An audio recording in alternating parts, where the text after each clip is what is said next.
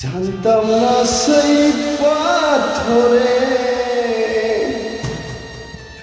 ভাঙা তোমার মন, তুমি তো বলেছিলে হবে গো আপন।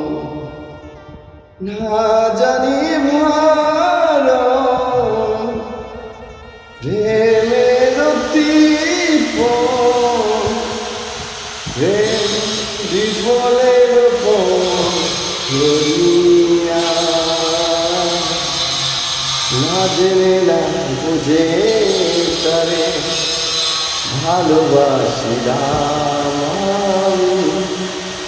না জেনে না বুঝে তারে ভালোবাসিলাম।